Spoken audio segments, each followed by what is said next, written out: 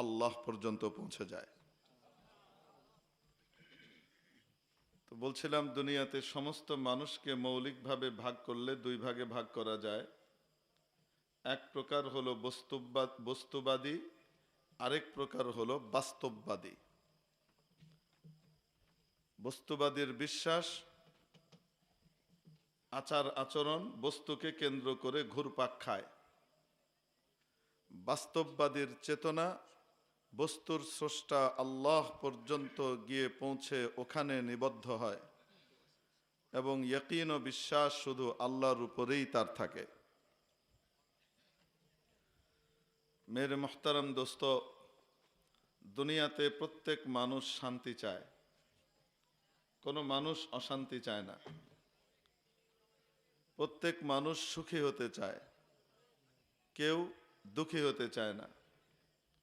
দুনিয়াতে প্রত্যেক মানুষ সচ্ছলতা চায়, কেউ অসচ্ছল অবস্থাকে চেয়ে পছন্দ করে না। অবাস্তব না বাস্তব? সচ্ছলতা কিভাবে আসবে?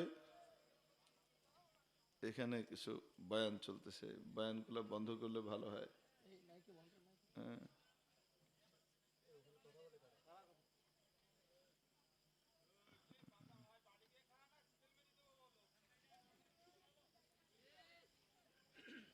তো সুখ এবং দুঃখ, সচ্ছলতা অসচ্ছলতা ইত্যাদি কিভাবে পাওয়া যায়? বস্তুবাদীর দৃষ্টি বস্তু পর্যন্ত যে পৌঁছে, সে মনে করে টাকা হলে, পয়সা হলে, পদ হলে, পদবি হলে, ক্ষমতা হলে আমার সব সমস্যার সমাধান হয়ে যাবে। আর বাস্তববাদী মনে করে